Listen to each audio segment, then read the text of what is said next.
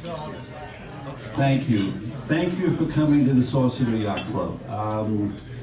The last time we had a speakers event here, I made a mistake. I said that this was our last speakers event for the year. It's not. There will be a speaker event on the second Wednesday of this month, of December rather. It is going to be hosted by the Portuguese Consul General in San Francisco. And the topic will be a book regarding the Portuguese pilots who navigated across the Pacific. And as many of you likely know, the Portuguese pilots were very often on the Spanish galleons and were very good at that. Other events at the club are coming up. It's going to be a busy rest of the year. The annual meeting is this Sunday at 11 a.m. It's the ballot and election for club members. I'm also going to let a little surprise out. It's also going to be honoring Alan Olson to be an honorary member here at the club, and there'll be a half model of the Matthew Turner which will be presented. As many of you know, Alan Olson is the principal for the Matthew Turner here in Richardson Bay in Sausalito, and has now begun to have sales out the gate, overnights to Monterey, and I think soon to Drake's Bay. So they're putting that together. And so it's something to look forward to. Christmas parties are coming up. There's a champagne tasting coming up, the annual holiday party, lots of things going on. So as one of your staff Commodores, Tom Kowalski, thank you for coming. I'm going to introduce Dr. Williams, who's been here before. And as you can see, there's different spellings of the word raccoon, and he will go through that with you. So please welcome to the Saucer Yacht Club once again, Dr. Williams. Thank you.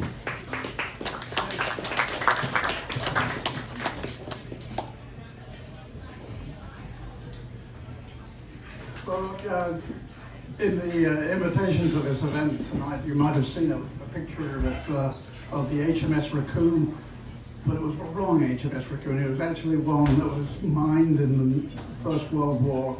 What I'm going to be talking about is this HMS Racoon, which is the third HMS Racoon. And the story that I'm going to be telling you is how this 26-gun British sloop of war arrived here in San Francisco Bay in sinking condition during the War of 1812. And how it was that she came to be here, and how her actions in that war changed the geography of the United States. And not only left her name on San Francisco Bay, changed the geography of the United States. So in November of 1812, the Racoon had set sail from Portsmouth, my hometown in England, to escort a convoy of merchant ships to Rio de Janeiro. The commander was a 41-year-old Scotsman from a fishing village in Straits called William Black, and this was his first command. The Racoon headed south across the Atlantic on the same course where only a few weeks before an enemy frigate, the 46-gun USS Essex, had sailed to the same destination. By the end of 1812, the small US Navy had sunk or captured 5 British warships. The most celebrated by the American public were the so-called frigate duels. The captains responsible for those 3 American victories, Bainbridge, Hull, Decatur, became national heroes. The captain of the USS Essex, David Porter, had been eager to join this famous pantheon. But instead, had been ordered to sail directly to the Brazilian coast, the South Atlantic, to join forces with Captain Bainbridge in the USS Constitution. The Constitution would shortly become famous for sinking the British frigate HMS Java off the Brazilian coast.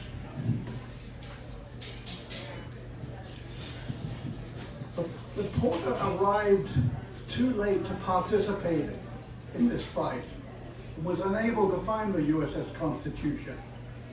He had no way of knowing that the badly damaged American frigate had to return to America for repairs. But this actually suited Porter just fine. Now he was free to carry out the plan that he'd been advocating for some time. Sail around Cape Horn and into the Pacific Ocean, where valuable British whalers congregated around the Galapagos Islands, and there were no British warships cruising in the Pacific. When Porter arrived here in April 1813, it was just as he had predicted, easy pickings. Over the next 5 months, USS Essex captured 12 British whalers. But Porter was still boiling for a fight.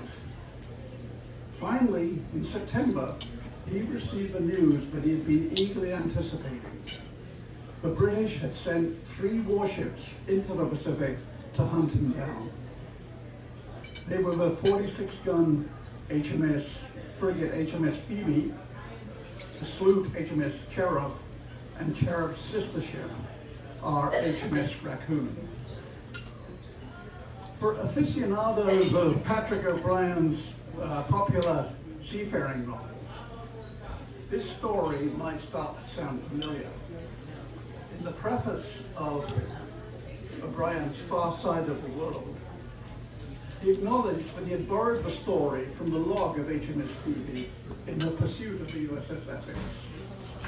The book was adapted as a major motion picture. But the Hollywood producers insisted on a major script rewrite. The identity of the doomed ship was changed from an American frigate to a French privateer, apparently to avoid triggering the sensitivities of American audiences. When HMS Phoebe had originally set sail for the Pacific, it had been for an entirely different purpose. After leaving Portsmouth, her commander, Captain Hillier, opened his sealed orders and found he was instructed to destroy any settlements which the Americans may have formed on the Columbia River or on the neighboring coasts. Hillier must have wondered what the Americans were doing on the Columbia.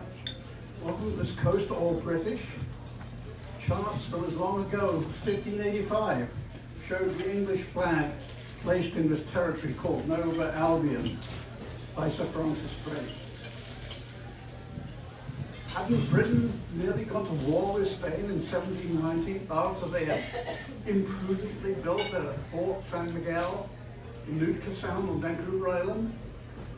And in any case, why would nations win a fight over this remote, uncolonized forested wilderness on the far side of the world? After Captain Cook's exploration of the Pacific coast in 1778, his crew had found they could sell a single sea otter pelt for more than a year's wages when they docked in Canton. They had inadvertently discovered a new highly profitable maritime trade route. And these profits attracted the attention of established fur traders in Canada.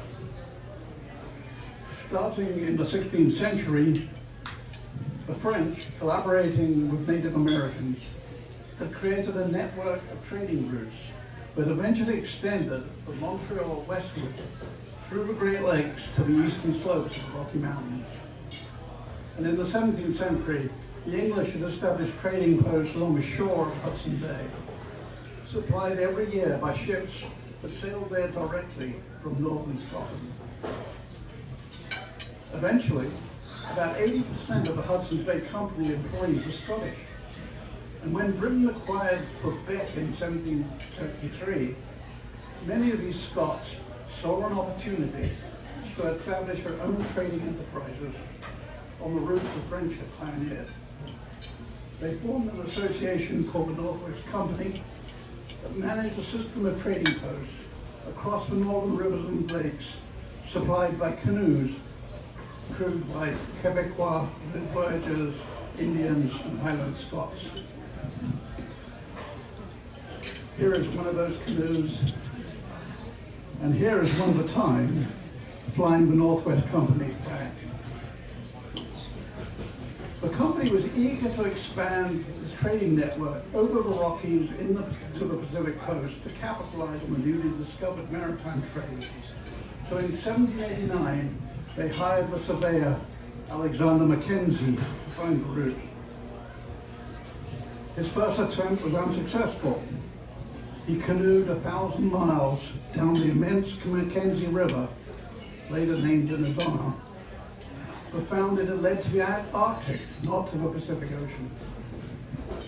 On his second attempt in 1793, after a long, arduous crossing of the Rocky Mountains, Mackenzie finally reached the Pacific Ocean, salt water, at Bella Coola. There, he had accomplished the first recorded transcontinental crossing of North America. At Bella Coola, the Nooksack villagers there told Mackenzie he had just missed meeting Captain George Vancouver's longboats surveying the same inlet the previous month. Vancouver had been sent out from England to make sure the Spanish had dismantled their Fort San Miguel and to chart the Pacific Northwest coast. On his way there, he had encountered Captain Gray's American trading ship, the Columbia Riverdale.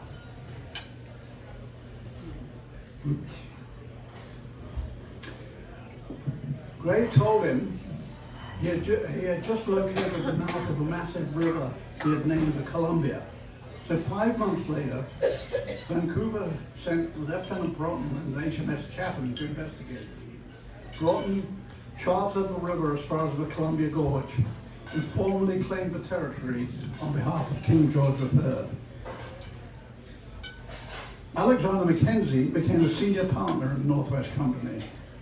He saw that establishing a new, easier trading route down the Columbia River to the Pacific would allow direct access to Oriental markets. He went to England in 1801 to lobby the British government for their support in establishing a trading post located at the mouth of the Columbia. In London, Mackenzie was celebrated for his famous explorations, and he was knighted, but his recommendations were ignored. They reached a much more receptive audience in Washington, D.C.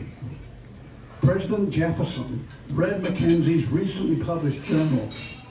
It made him eager to commission America's own exploration of this vast unknown territory, the Pacific Northwest.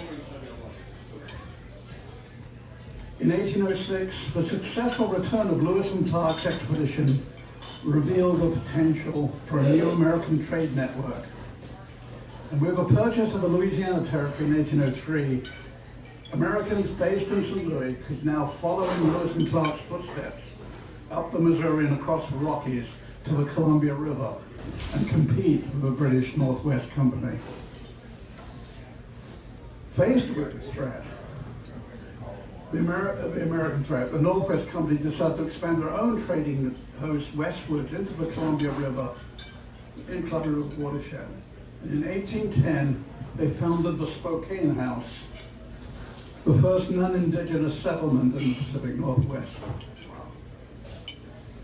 In early 1811, a Northwest Company canoe expedition, led by the surveyor David Thompson, set off from Spokane to finally establish a British base at the Columbia River mouth. On July the 15th, Thompson's canoes reached the estuary.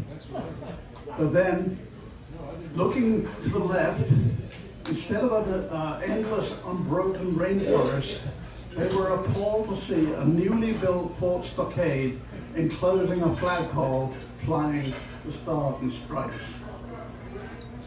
Fort Astoria. Thompson was 4 months too late. In March 1811, the American ship Tonquin, owned by the newly established Pacific Fur Company, had barely made it through the breaking waves on the Columbia River mouth bar.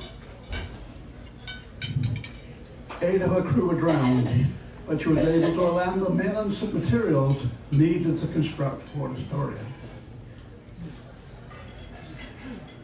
The Pacific Fur Company was a partnership founded by the New York fur trader John Jacob Astor, a German immigrant who had become a very wealthy merchant dealing in the furs trapped by the Northwest Company. Early on, Astor had recognized the untapped and unclaimed potential of the fur-producing lands beyond the Rocky Mountains, and knew what Mackenzie was trying to do, open a direct shipping route to the Orient. He resolved to create his own network of trading routes on the Columbia River watershed ahead of the British. Astor knew that he could acquire needed expertise by recruiting the Scots traders in Montreal to run his enterprise. And although the Pacific Fur Company was headquartered in New York, most of his partners were British subjects, formerly employed by the Northwest Company. Astor sent one of his British partners, Duncan McDougall, on the Tonquin to establish Fort Astoria. And after completing the fort, McDougall was reinforced by an overland party Astor sent out from St. Louis. And in 1812 was able to expand the network of trading posts up the river in accordance with Astor's plan. But with America's declaration of war against Britain, the Northwest Company seized its chance. Now the British government was willing to support their plan to expel the Americans and take over Fort Astoria and all fur trading west of the Rockies. It was to be a two-pronged occupation. A group of traders led by John McTavish were to travel the canoe down the Columbia to the canal, and there they were to meet another force sailing from England around Cape Horn on one of the company's store ships, the Isaac Todd. Captain Hilliard's orders on HMS Ph.D. were to assist with Isaac Todd in its mission. But when they stopped in Rio to resupply, news of Captain Porter's capture of British whalers in the Pacific had just arrived. Hilliard now received new orders, and with the other British warships already there, HMS Racoon and Cherub, was to seek out and destroy the USS Essex. As quickly as possible, the three British warships and the Isaac Todd headed around Cape Horn, but the slow-sailing Todd couldn't keep up. Eventually, the squadron lost sight of the store ship and headed on without her. And after an arduous winter passage around the Cape, the warships arrived off the coast of Chile to rendezvous with the Todd. And they'd been waiting there a week when Hilliard learned from a passing Spanish ship that the USS Essex had been within the Galapagos, so he made a quick change in plan. USS Racoon would be given the task of capturing Fort Astoria without waiting for the Todd, while Phoebe and Cherub would seek out the Essex. Commander Black was delighted with his new responsibility. It gave him an independent command with a prospect of large amount of prize money waiting to be captured at the enemy's fur warehouse at Fort Astoria. He headed north of the Columbia River, preparing for combat. Before HMS Racoon could train her guns on the American fort, she first had to cross the notorious Columbia River Bar, a shallow sand ridge extending across the river mouth that ships only could safely pass over in calm weather. The Columbia Bar is particularly perilous because of a massive river flow of Columbia, which discharges directly into the teeth of high winter swells. And when these waves meet the bar, they magnify and break.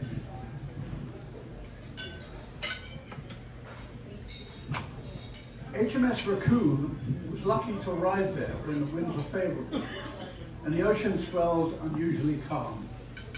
Commander Black also had in his possession Lieutenant Brom's accurate survey from 1792.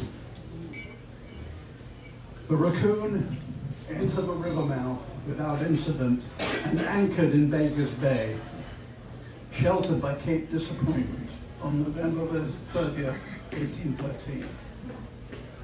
Black ordered the ship's company to be made ready for action. A boat was lowered, manned with armed Marines, and sent to reconnoiter the state of the defenses the Americans had prepared at Fort Astoria, 12 miles upstream. Black was planning on landing a force of 80 soldiers and Marines and attacking at dawn the next morning. But then, just 2 hours later, the Racoon's boat returned, accompanied by a canoe carrying none other than Duncan McDougal, the manager of Fort Astoria. McDougal boarded the Racoon and gave Commander Black stunning news. McDougal had sold all the assets of Astoria's Pacific Fur Company to the Northwest Company just 5 weeks before. He was still in charge of the fort, but was now once again the Northwest Company employee. Commander Black was furious.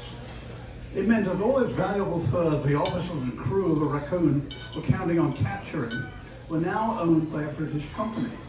There were no American assets to be seized west of the Rockies. It was all British. So how would this change in fortunes come about? That spring, McTavish's men arrived at Fort Astoria from Spokane and set up a camp nearby.